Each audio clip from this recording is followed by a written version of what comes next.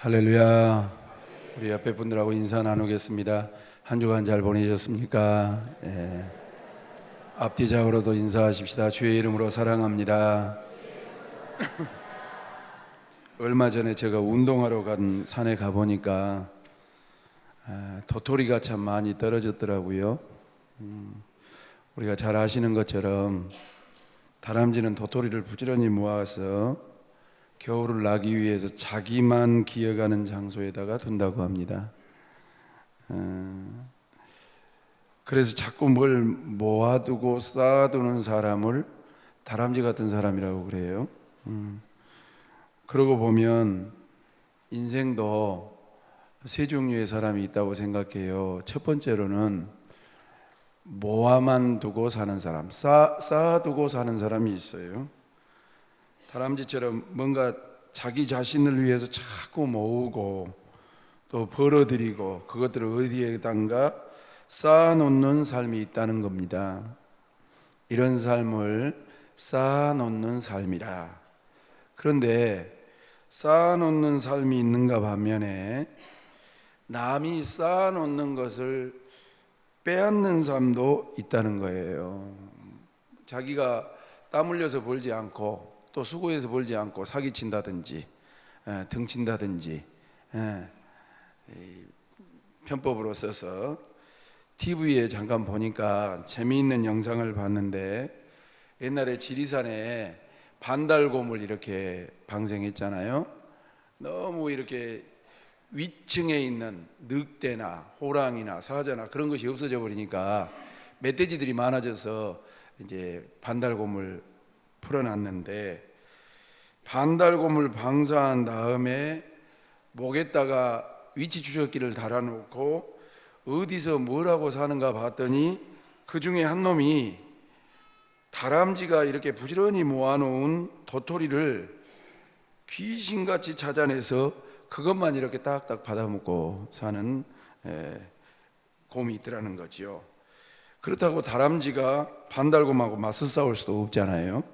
심지어 요즘에 사람들도 좀 놔두면 괜찮은데 도토리 무게 먹는다고 다 집으로 가져와 버려가지고 이제 지방은 좀 덜한데 서울 경기에서는 도토리나 밤을 가져가면 경범죄로 걸립니다.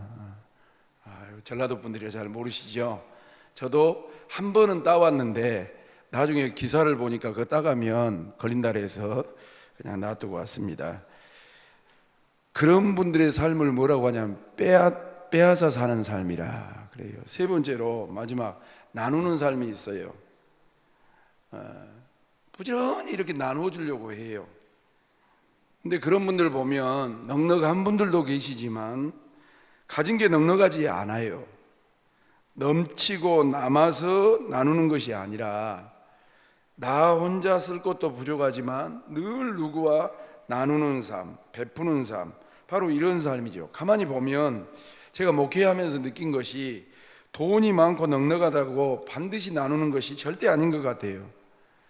돈도 많고 가진 것도 넉넉한데 정말 남을 위해서는 돈 한 푼 못 쓰는 사람들이 계시고, 또 어쩌다 좀 쓰면서 막 벌벌벌벌 떠는 분들도 계시는, 그런 분들 보면 참 안타까울 때가 많아요.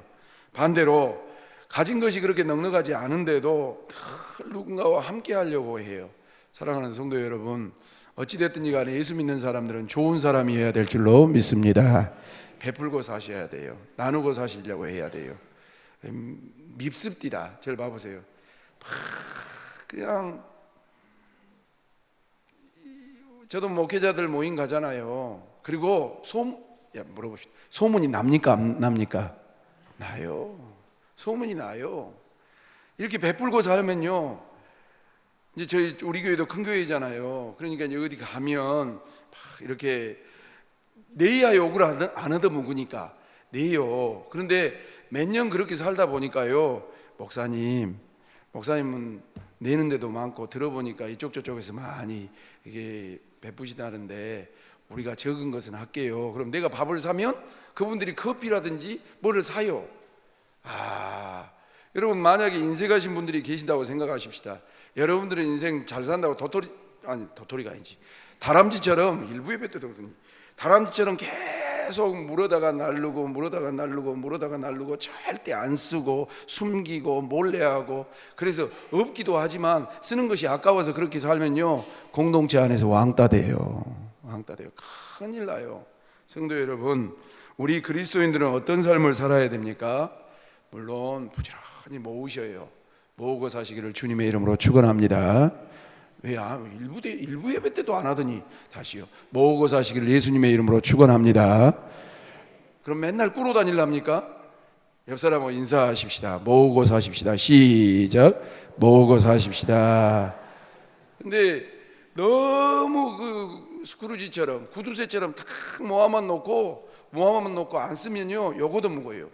그리스도인들은 어떻게 살아야 되냐면 모으는 삶도 사셔야 되지만 나누고 베푸는 삶을 사셔야 돼요.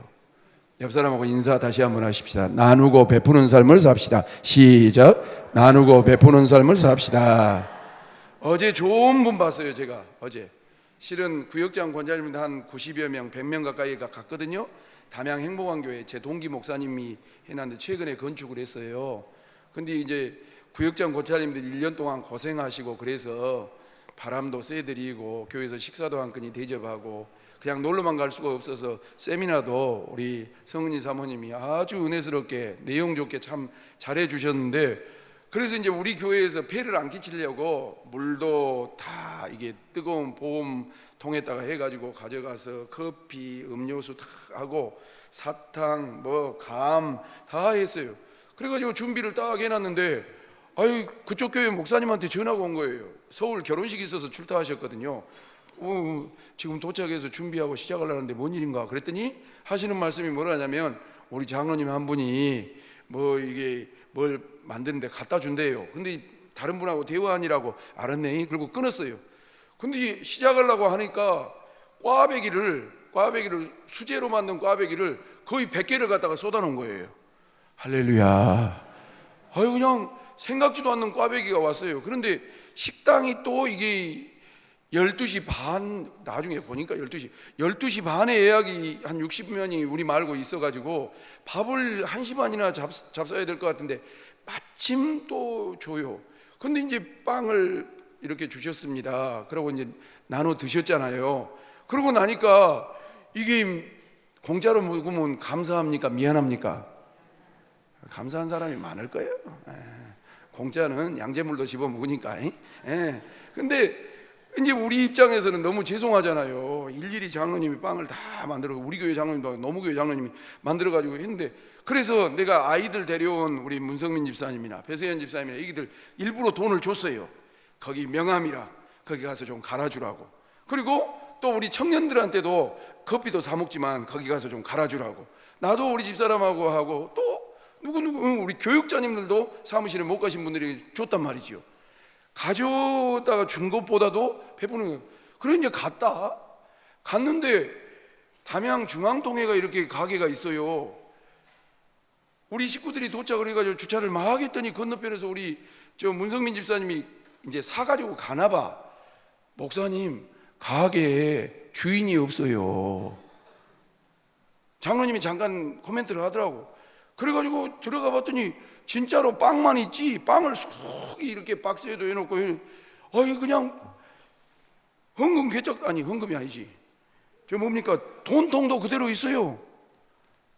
봤더니 그냥 자발적으로 해가지고 계산하고 가세요 라고 하고 그냥 빵이 진열되어 있는 거예요.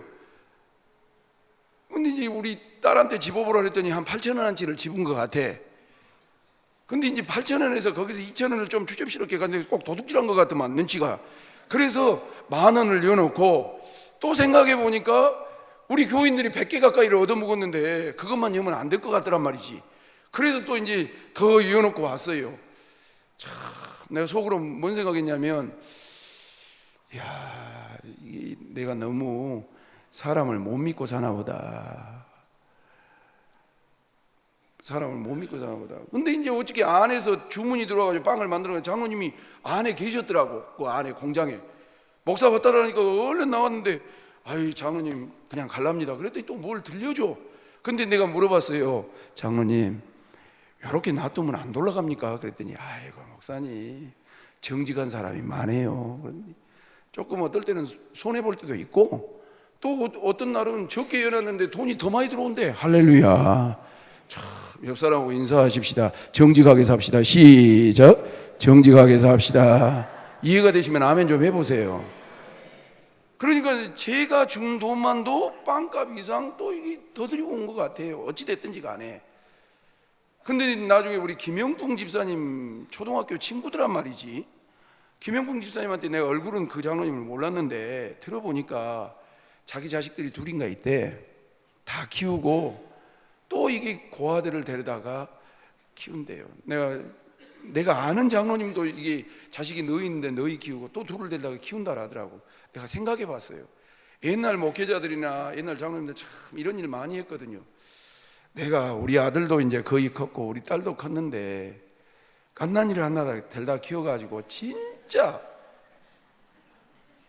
에? 왜요? 뭐 내가 잘못했어요? 갓난이를 하나 데려다가 키우는데 진짜 내 자식같이 키울 수가 있을까?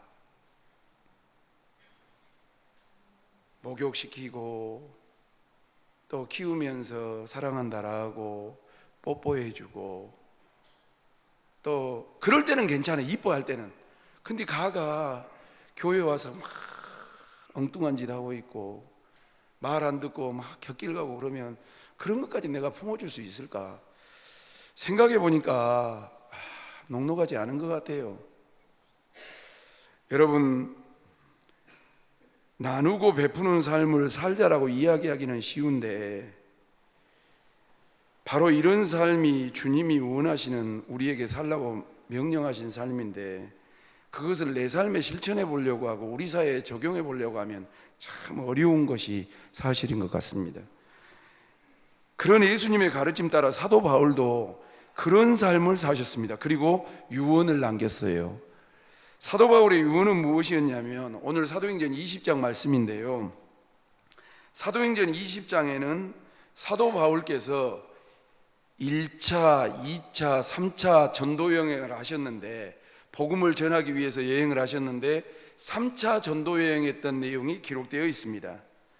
3차 전도 여행 중에 바울 사도께서 밀레도라고 하는 항구 도시에 딱 도착해 가지고 자기가 개척해서 세운 에베소 교회의 장로님들을 밀레도라는 지역으로 모이라고 그럽니다. 바울 사도는 자기가 개척한 교회이기 때문에 에베소 교인들을 각별히 사랑했고 관심이 많았어요.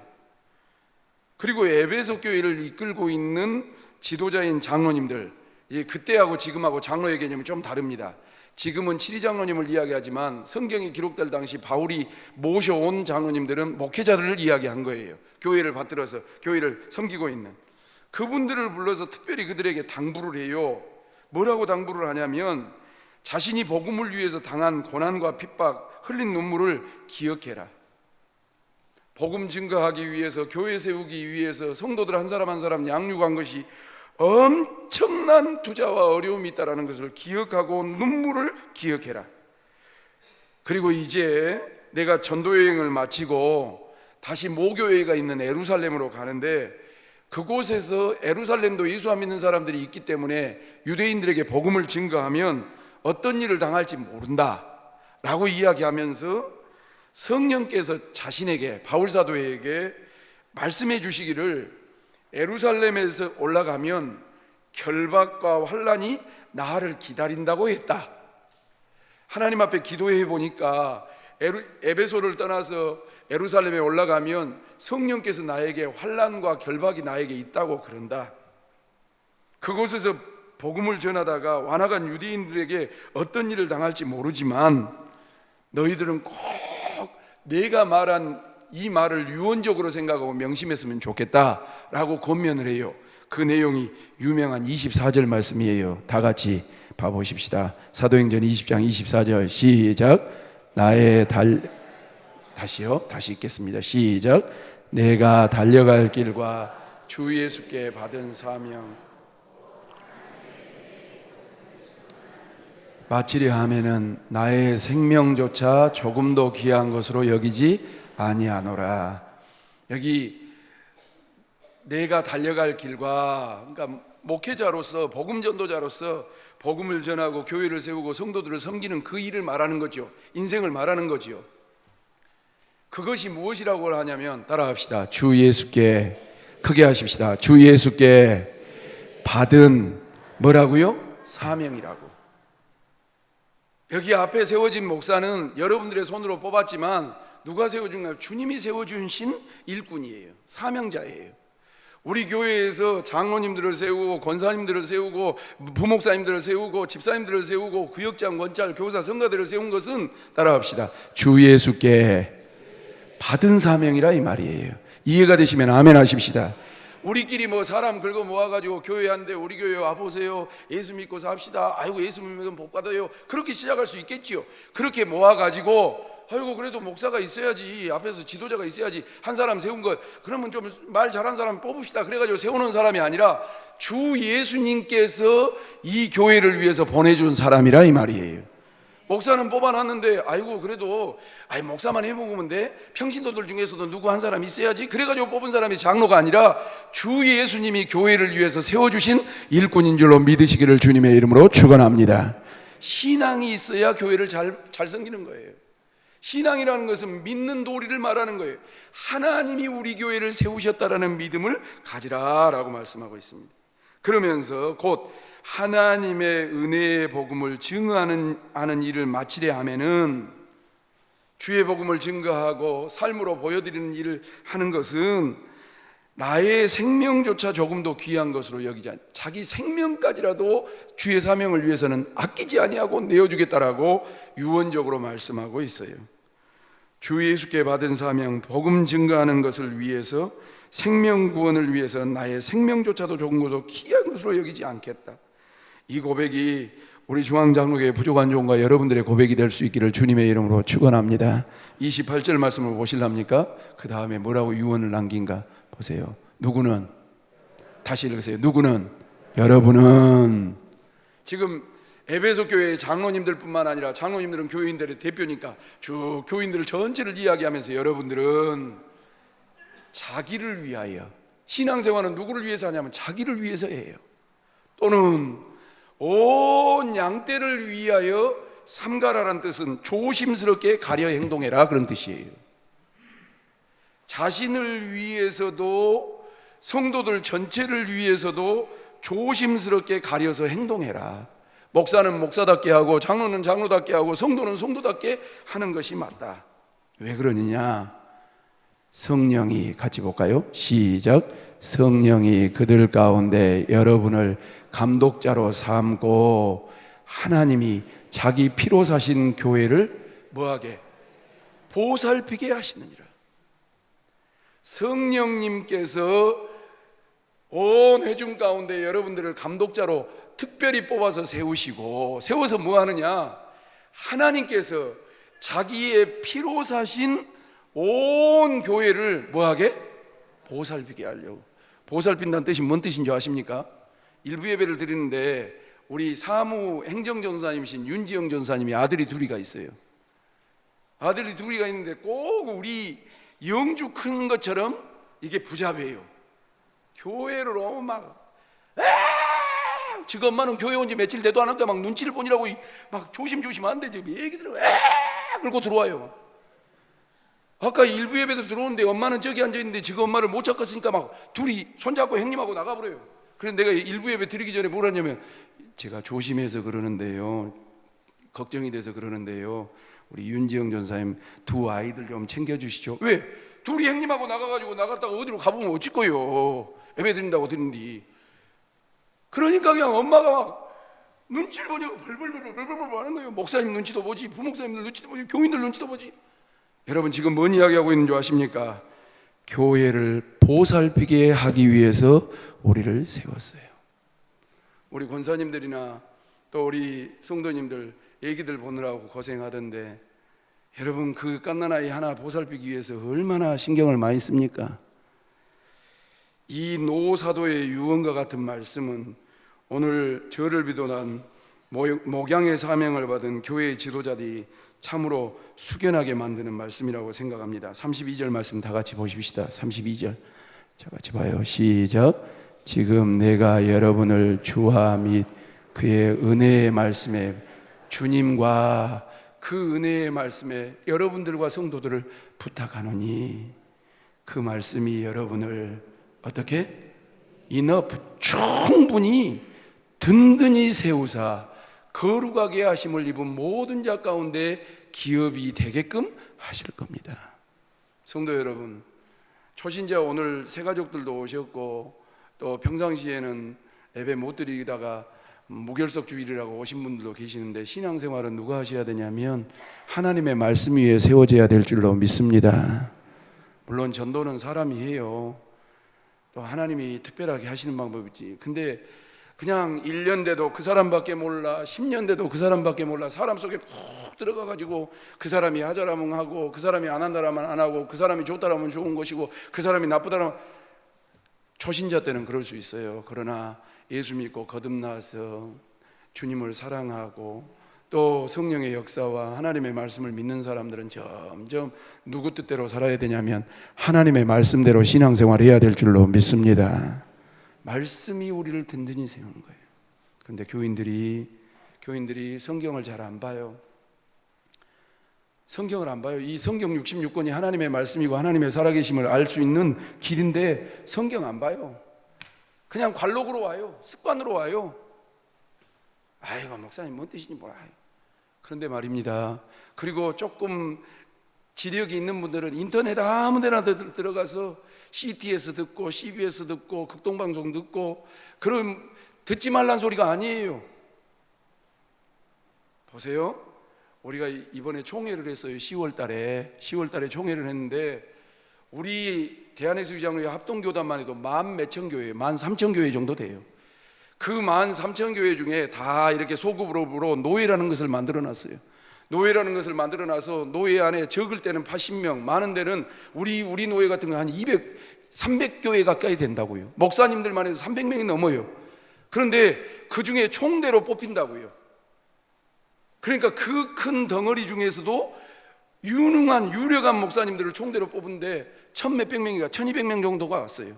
그런데요, 신학적인 이야기 WEA, WCC, 종교다원주의, 그러니까 종교다원이라는 것은 뭐냐? 우리는 예수만 믿어야 구원을 받는다라고 생각하는데, 아이고, 종교는 다 똑같은 거예요. 예수도 좋고 부처도 좋고 뭐 마리아도 좋고 모하메도 좋고 다 믿고, 성경도 좋고 뭐 불경도 좋고 코란도 좋고, 그런 종교다원주의를 이게 합세하는 세력과 같이 갈 것인가 반대할 것인가를 했더니, WEA는 그쪽에 완전히 속한 데는 아니지만 그런 영향을 받는 쪽의 단체인데, 우리 교단이 그쪽으로 속합시다 라고 하니까 아니요 라고 이 신학교 교수님들이 발표를 하니까요, 쫙 갈라지는데, 잘 들으세요. 찬성한 쪽이 520표, 반대한 쪽이 470, 80표. 여러분, 그냥 하얀 것은 종이고 검은 것은 글씨다. 통합측 목사님이나 감리교 목사님이나, 죄송해요, 순복음 목사님이나 하나님 이야기하면 그냥 하나님이고, 구원 이야기하면 그냥 구원이고, 성경 이야기하면 그냥 성경이다. 아니오시다. 똑같은 목사님이 아니라 성경의 원리대로 하나님의 뜻대로 성경을 볼 수 있는 교회, 여러분 담임 목사 중심으로 교회 중심으로 신앙생활 하시기를 주님의 이름으로 축원합니다. 아십니까? 달고 오묘한 말씀하면 좋아요. 여러분, 교인들을 홀리는 재주는 얼마든지 있어요. 따뜻하게 하고 감동적으로 하고 예화 들고요. 바른 신학 위에 서서 성경을 볼 줄 알아야 돼요. 아십니까? 바른 신학 위에 서서 성경을 볼 줄 알아야 돼요. 개혁주의 보수신학으로, 개혁주의라는 소리는 리폼드라는 뜻이에요, 영어로. 그건 뭔데냐? 성경으로 돌아간다. 따라합시다. 성경으로 돌아가자. 성경으로 돌아가자는 소리는 뭔 소리냐? 하나님께서 최초의 저자들에게 주셨던 그 의도대로만 신앙생활 하자. 아십니까? 그리고 우리는 장로교회라는 사실을 우리는 알아야 돼요. 그래서 바울사도는 무엇을 부탁합니까? 에베소 교회 목회자들에게 부탁하기를, 32절 다시 한번 보십시다. 32절 화면 좀 줘보세요. 시작. 지금 내가 여러분을 주님과 및 그 은혜의 말씀에 부탁하노니, 그 말씀이 여러분을 능히 든든히 세우사 거룩하게 하심을 입은 모든 자 가운데 기업이 있게 하시리라. 성도 여러분, 예수님 중심으로, 말씀 중심으로, 본교회 중심으로 신앙생활 하시기를 주님의 이름으로 축원합니다. 여러분, 왜 이게 중요한 줄 아세요? 잘 보세요. 11월 2일 날, 이번 주 토요일이에요. 우리 권사회가 먼저 계획을 잡았으니까 할 말이 없지요.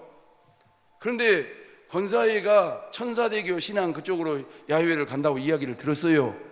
그런데 이 앞주부터 뭔 소문이 들리냐면 11월 2일 날 2시에 건너편에 신천지에 이만희가 온다는 거예요. 그래서 그 말을 듣자마자 그 다음날 경찰서에 가서 우리 교회를 주변으로 해서 집회 신청을 해놨어요. 우리 교회 쪽으로는 못 오게끔. 집회 신청을 하면 못 들어오거든요. 그런데 물어봅시다. 이만희는, 신천지는 이단이에요. 믿으시면 아멘. 그런데 이만희가 뭘 가지고 사람을 홀립니까? 뭐 하늘에서 불을 떨칩니까? 신천지에 안 빠지려면 딱 한 가지만 안 하면 돼요. 뭔 공부? 성경 공부를 안 하면 돼요. 하나님의 말씀 성경을 가지고 이것을 무지몽매한 성도들에게 요리 올리고 요리 비유로 해가지고 홀려가지고 결국 처음에는 정말 그냥 꿀송이 같이 달게끔 해가지고 홀려가지고 결국은 이만희한테 들어가는 것 아닙니까? 사랑하는 성도 여러분, 목회자들 사이에서도 이렇게 굵은 양식 먹기가 쉽지 않고 바른 신앙을 갖기가 쉽지 않아요. 하물며 이단이 코앞에 있는 우리 성도들이 성경도 안 보고 성경 공부도 안 하고 말씀도 안 듣고 예배에 소홀한다면 여러분, 그냥 신천지에서 특별히 그럴 거예요. 아이고 저거 와봤자 돈도 안 되고 이제 까막눈이네, 건들지 말어. 우리 집에 심지어 어찐 줄 아세요? 목요일 날이에요. 우리 아들이 전화를 왔어요. 아들 뭔 일이요? 그랬더니 아빠 어떻게 하면 돼요? 뭘? 신천지가 서희가 딱 찾아와가지고 정관정 홍삼을 들고 띵동 눌러가지고 개척교회에서 이렇게 보조하는데 이거 좀 나중에 봤더니 정중히 초청한다나? 신천지가 맞는지 틀린지를 감수해 주라고 초청하기 위해서 이 정관정을 보냈다는 거예요. 그래서 내가 우리 부목사님들한테 그거 가져오라 그래가지고 부목사님들한테 우리 목사님은 젊으셔서 홍삼 안 먹어도 힘이 뻘떡뻘떡 나니까 연세 드시는 우리 이만희 노인 어르신한테 이것 드시고 건강하시라고 그렇게 돌려보냈어요. 사랑하는 성도 여러분, 목사의 주소까지 다 알아요? 어떻게 홀리는지까지 다 알아요? 그리고 평교인들은 뭐라고 알리냐? 평교인들은 뭐라 하냐? 우리 아들이, 우리 딸이, 봐보세요.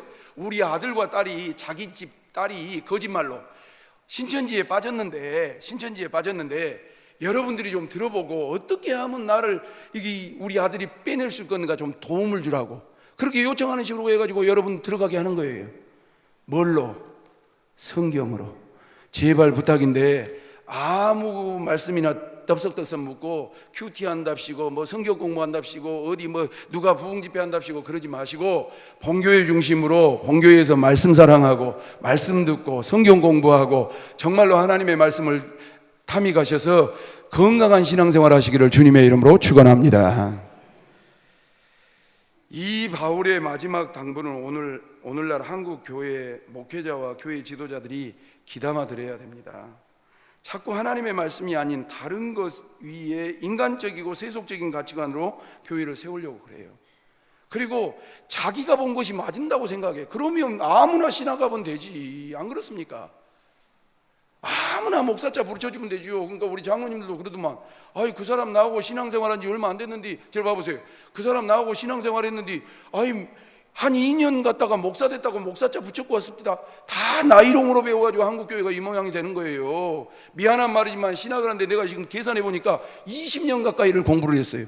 그래도 내가 성경을 볼 때 어떤 데는 난해 구절 같은 데 보면 이 부분을 이렇게 해야 되나 저렇게 해야 되나 책을 도움을 받는다 이 말입니다. 사랑하는 성도 여러분, 성경에 무지하지 마시고 하나님의 말씀을 잘 깊이 연구하고 공부하고 모르는 거 있으면 질문하셔서 하나님 앞에 위대하게 쓰임받는 우리 중앙장로교회가 될 수 있기를 주님의 이름으로 축원합니다. 그리고 바울은 두 번째로 뭐 가르쳤냐면 2번 띄워줘 보세요. 시작. 주는 것이 복되다고. 20장 33절로 35절 말씀을 보니까 이렇게 나와요. 바울이 뭐라 그랬는가 보세요. 시작. 내가 아무의 은이나 금이나 여러분이 아는 바와 같이 이 손으로 나와 내 동행들이 쓰는 것을 충당하여 범사에 여러분에게 모범을 보여준 바와 같이 수고하여 약한 사람을 돕고 또 주 예수께서 친히 말씀하신 바 주는 것이 받는 것보다 복이 있다 하심을 기억하여야 할지니라. 여러분, 마지막으로 사도 바울은 에베소 교회 장로님들에게 당부를 남기는데, 지금까지 복음을 전하면서 바울 사도가 교회를 세우고 전도하고 수고하면서 은이나 금이나 의복이나 어떤 재물도 성도들에게 요구해 본 적이 없다 이 말이에요.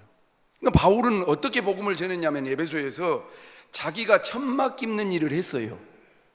가죽으로 천막을 만드는 일을 해가지고 그 돈을 벌어서 가난한 사람도 없고 교회를 받들고, 그래서 이것을 요즘 말로 하면 자비량 선교라고 그래요. 스스로 돈을 벌어가지고 직업을 가져서 선교한다. 영어로 말하면 텐트 메이커라고 하지요. 그렇다고 해서 오해하시면 안 돼요. 바울 사도도 자비랑 선교를 했으니까 목사님 모든 선교사도 다 자비랑으로 선교하도록 합시다, 그렇게 말씀하시면 안 돼요. 우리 교회도 후원하고 있잖아요. 어떤 경우에는 앞으로 더 도와줘야 될지도 몰라요. 선교사가 선교비를 받는 것은 당연한 일이에요. 왜? 주의 일을 하는데 전념할 수 있도록 이 후원교회들이 밀어줘야 되는 것 아니겠습니까? 우리도 힘써서 선교사를 후원해야 되고요. 다만 사도 바울은 이 당연한 권리를 스스로 포기했다 이 말이에요. 교회를 세우기 위해서. 바울은 이렇게 자신이 남의 도움이나 신세를 지지 않고 자신이 벌어서 선교하는 모범을 보였다고 말하면서 그 까닭이 뭐 때문에 그러냐면 35절 말씀 볼까요? 35절 말씀 봐요. 시작. 범사에 여러분에게 모범을 보여준 바와 같이 수고하여 약한 자를 돕고 또 주 예수께서 친히 말씀하신 바 주는 것이 받는 것보다 복이 있다 하심을 기억하여 띄워놓으세요. 첫 번째로 뭐 때문에 그러냐면 모범이 되기 위해서 그랬어요. 모범이 되기. 목사가 교회 일하면서 뭐 돈을 어쨌니, 착복했니, 돌나무겠니, 삼켰니, 그런 소리 안 듣게 하기 위해서 자기가 땀 흘려서 돈 벌었어요. 두 번째로 돈을 벌어서 뭐 했냐? 수고하여서 약한 사람들을 도와주었어요. 그냥 자기 생활뿐만 아니라 연약한 성도들이 있으면 도와주는 거예요. 세 번째로 뭐 때문에 그랬습니까? 주 예수께서 친히 말씀하신 바 주는 것이 받는 것보다 복이 있다 하심을 기억해야 할지니라. 그런데 제가 이 말씀 궁금해서 찾아봤거든요. 마태, 마가, 누가, 요한복음, 이 사복음서, 예수님의 행적을 기록한 사복음서에 어디에도 이 말씀이 없어요. 주는 것이 받는 것보다 복이 있다고. 그런데 왜 바울은 복음서에도 기록되지 않았지만 이런 용어를 썼냐면, 성경에 기록되지 않는 구두 전승이 있다고요. 계속 예수님 당시부터 예수님께서 무슨 말씀을 가르치셨다는 거, 성경에는 기록되지 않는 그것이 흘러 내려와가지고 바울기까지 들어온 거예요. 그 예수님이 평상시에 뭐라고 했냐면, 따라합시다. 주는 것이 받는 것보다 뭐한다? 복이 있다. 중요한 것은 그 말씀 내용이에요. 어떤 내용입니까? 주는 것이 받는 것보다 복이 있다. 사도 바울은 주님이 친히 하신 말씀을 인용해서 에베소 교회의 장로들에게 나처럼 받는 것보다 주는 것을 더 좋아하며 살라고 권면하고 있어요. 받는 것도 물론 좋지요. 하지만 받는 것보다 훨씬 좋은 것이 주는 거예요. 여러분 물어봅시다. 돈이 없어서 쩔쩔매고 꾸러 다니는 것이 좋습니까? 있어서 나누어 주는 것이 좋습니까? 크게 좀 합시다.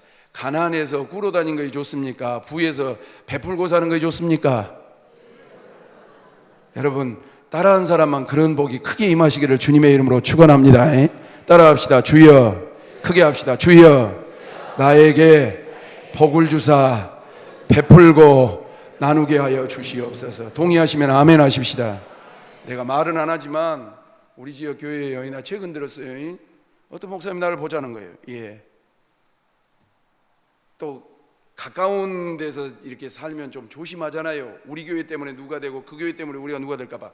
뭔 일인 거 했더니, 목사님 우리 교회 좀 사주세요. 예? 자기 교회 사주라는 거예요. 목사님 뭔 소리요? 나 그걸 안 해요. 못 해요.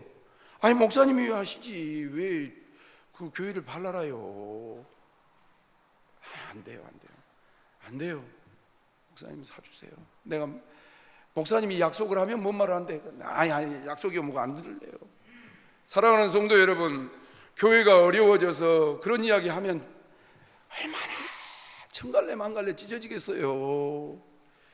돈이라고 이야기하지 맙시다.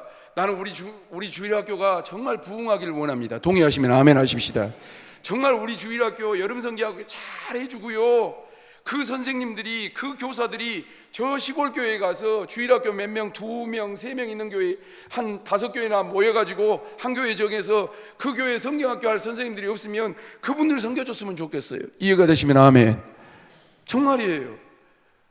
제가 헌신 예배 다닐 때 시골에 100명 모여도요, 100명이 다 젊는 줄 아십니까? 젊은 사람 한 5명이나 밖에 안 돼. 그리고 다 우리 교인들보다, 지금 여기 계신 분들보다 10살은 많게 보여요. 나한테 뭐라 하는지 아세요? 그 젊은 사람들 워십 같은 거 하면, 우리 햅시바 같은 거죠, 중창팀 같은 거 하면 좀 보내주라는 거예요. 1년 내내 그런 꼴을 못 본다는 거예요. 교인들이 뭐가 그립냐면 젊은 사람들이 그립다는 거예요. 봉사하는 사람이 그립다는 거예요. 청년의 회장이 65살이래. 청년의 회장이 65살이래. 여러분, 물질적인 것도 물질적인 것이지만 여러분들에게 있어서 하나님이 주신 은사라든지 또 그런 것들, 나에게 주신 재능이라든지 또 성품이라든지, 그래도 내가 다른 사람보다 조금 하나님 앞에 많이 받았다고 생각하면 그거 가지고 옆에 있는 형제간들, 1차적으로 우리 교인들 잘 협력하시고 어려운 교인들 섬길 수 있는 우리 중앙장로교회가 되시기를 주님의 이름으로 축원합니다. 설교를 가늠합니다. 그래서 세 번째로 우리 교회는 어떤 교회 되길 원하냐면 3번 읽읍시다. 시작. 나누는 교회, 주는 교회. 태신자와 정교인들이 전도해서 또 새가족들이 함께 모여서 오셔서 정을 나누고, 아멘입니까? 우리 권사님들 부탁드려요. 봉사해 주시는 것도 좋은데요, 우리 교회 정도 되면 심장이 돼요. 심장이. 아세요? 나는 그런 꿈을 꿔요. 비록 하나님 내가 부족하지만 우리 교회가 내 몸에 있는 모든 피가 심장으로 가잖아요. 그죠? 그래서 산에 올라가고 뜀박질하면 막 심장박동이 팍팍 펌프질하면 피가 축축 가는 것처럼 하나님 우리 교회가 기도하는, 세계로 뻗어나가 있는 선교사님들과 지역과 나라를 위해서 기도하는 심장이 되게 하여 주시옵소서. 아멘입니까? 물질도 마찬가지고 기도도 마찬가지고 신앙생활도 마찬가지고, 이 안 되는, 목회가 안 되고 교회가 안 된다고 난리치는 이곳에, 야, 저 교회는 어떻게 저렇게 잘 되노? 그런 은혜가 임하는, 나누어 주고 주는 교회가 되시기를 주님의 이름으로 소망하고 실천하시기를 축원합니다. 예화 하나만 들고 마치겠습니다. 19세기 말입니다. 캐나다 존 맥켄지라고 하는 젊은 신학도가 있었습니다. 목사님도 아니고 신학교에 들어간 젊은 신학생이었어요. 어느 날 우연찮게 비참한 한반도의 소식을 듣게 되었습니다. 우리나라 땅이지요. 저 땅에 가서 복음을 전해야지, 저 불쌍한 민족에게 찾아가서 예수님을 전해야지 라는 생각이 그를 완전히 사로잡았습니다. 그래서 그는 뜨거운 마음을 가지고 캐나다 장로교회 총회에 찾아가서 한국 선교사로 가겠다고 신청을 했습니다. 그러나 아직까지 캐나다 장로교회에서는 한국 선교사 파송 계획이 전혀 없었습니다. 한국에 대해서 잘 알지도 못한 때였습니다. 그러나 맥켄지는 포기하지를 못했습니다. 왜냐하면 그 한국과 또 한국에 살고 있는 백성들이 불쌍해서였습니다. 예수를 몰라서 지옥 간다, 교회가 없다, 목회자가 없다, 저 땅은 우상만 가득하다, 그런 생각으로 가득 찼습니다. 포기하지 아니하고 총회에서 안 되니까 각 교회들을 찾아가기 시작했습니다. 한국 상황을 알렸습니다. 한반도 복음을 전하는 것이 얼마나 시급한 것인가를 그들에게 설득했습니다. 이 교회 저 교회 다니면서 부탁했더니 불쌍해서였던지 약간의 여비를 모금해 주었습니다. 그 해가 언제였냐면 1893년입니다. 우리나라 복음 초창기입니다. 한국 땅에서 만들어 놓은 여비를 가지고 들어왔습니다. 낯설고 물서른 한국 땅에 왔더니 이 백성을 구원해야 되겠다라는 뜨거운 가슴을 가지고 오긴 했으나 한국 사람들이 사는 것을 보니까 불가능해 보였습니다. 한 민족을 구원하기 위해서 철저하게 한국 사람이 되어야 되겠다고 생각했답니다. 1893년에. 그래서 무엇을 하면 한국 사람들이 나를 받아주고 한국 사람처럼 살까 생각해 보니까 옷이 다르더랍니다. 그래서 어울리지도 않는 이방인이 한국 사람처럼 입기 시작했습니다. 자기가 봐도 어울리지 않았습니다. 그리고 평생 그는 버터와 치즈만 먹고 살았던 선교사님인데 한국 사람이 되기 위해서 된장과 고추장을 먹어야 되겠다고 생각했답니다. 여러분, 지금도 된장과 고추장이 그렇게 깨끗한 음식이 아니고 발효 음식인데 버터하고 치즈만 먹던 사람이 그 1800년대에 와서 여러분 구더리가 나는 된장, 고추장을 먹는다, 흙은 것이 끼는 된장, 고추장을 먹는다고 생각해 보십시오. 처음에 먹었는데 위장은 불이 날 것만 같았답니다. 몇 년이 지나서 위장에 큰 탈이 나고 말았습니다. 태양이 장렬하는 여름날 한국 사람들과 똑같이 밭에 나가서 일하기 시작했습니다. 한국 사람들과 똑같이 일하다가 그는 일사병에 걸렸답니다. 이 소식을 전해들은 서울의 선교사들 또한 언더우드 선교사님이 조금만 기다려 주세요. 거의 끝났어요. 핸드폰도 꺼주시길 바랍니다. 자, 언더우드 선교사님이 그 맥켄지 선교사님의 이야기를 듣고 신학생 이야기를 듣고요, 크리스마스 때 듣고 바로 뭘 보냈냐면 크리스마스 날 케이크, 치즈, 우유, 버터, 설탕을 보냈다고 합니다.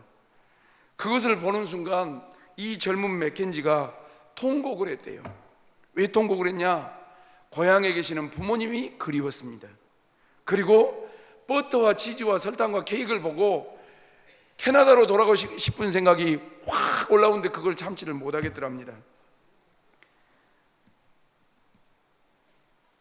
한국 땅의 선교가 가능할 거라고 생각하고 뜨거운 가슴을 가져왔지만 불가능하게만 보여졌습니다. 그래서 이것 먹고 나면 힘을 차릴 수는 있겠는데 더 이상 한국 땅에 복음을 전할 수 없겠다는 생각에 자기가 좌절될 것 같아서 그렇게 먹고 싶은 버터, 치즈, 설탕 케이크를 동네 사람들에게 다 나눠주었답니다.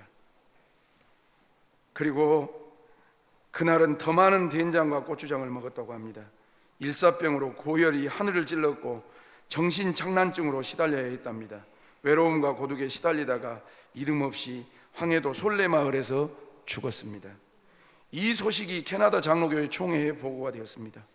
황해도 선교사를 더 보내야 된다고 더 보냈고 함경도 원산과 황해도 솔레교회를 세워야 된다 해서 캐나다 장로교회에서 파송을 해서 선교사님들이 교회를 세우고 또한 선교사님들이 들어와서, 여러분 미안한 말이지만 이 남보다 이복이 더 부흥하고 발전할 수 있었던 것은 신앙적으로, 지금은 완전히 공산화되었지만 초창기에 그랬을 때 그런 하늘의 미랄과 같은 선교사님들이 우죽순처럼 무모하지만 자기의 생명과 자기의 젊음과 자기의 모든 것을 포기했기 때문에 가능한 줄로 믿습니다.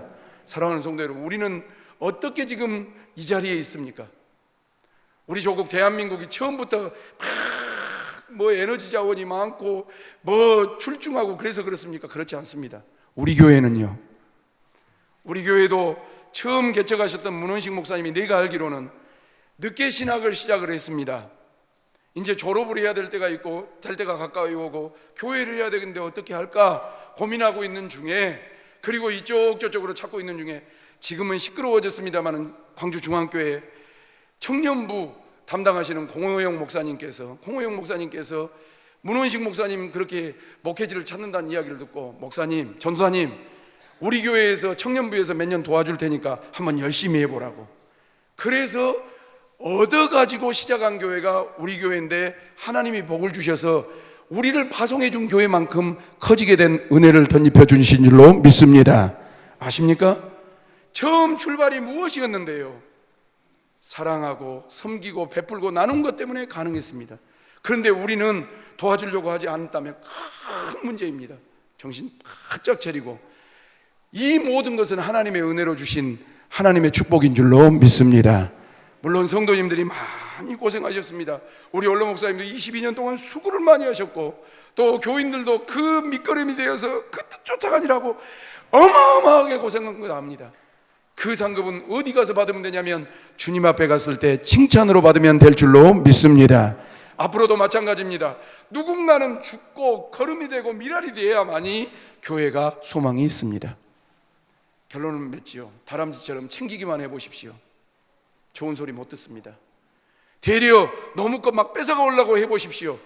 그러면 사기꾼이라는 소리 듣고 불량하다는 소리 듣습니다. 그러나 하나님이 나에게 주신 복, 적은 것이든지 큰 것이든지 물질이 됐든지 은사가 됐든지 재능이 됐든지 뭐가 됐든지 간에 나누고 베풀 때 오늘 맥킨지 선교사님처럼 바울 사도처럼 위대한 영혼을 구원하고 교회를 세우는 부흥의 역사가 또 일어나게 될 줄로 믿습니다. 그런 축복의 공동체가 되길 위해서 몸부림치는 우리 모두가 되시기를 주님의 이름으로 축원합니다. 기도하겠습니다. 하나님 아버지, 오늘도 말씀 주셔서 감사합니다. 이 말씀 듣고 우리가 정신 차리고 우리를 위해서만 살지 아니하고 예수님처럼 바울처럼 우리 초대교회 선교사들처럼 생명과 모든 것을 바쳐 주의 나라를 위해 헌신하는 우리 교회가 되게 하여 주옵소서. 그렇게 도와주시기를 소망하고 예수님 거룩하신 이름으로 기도 올리옵나이다. 아멘.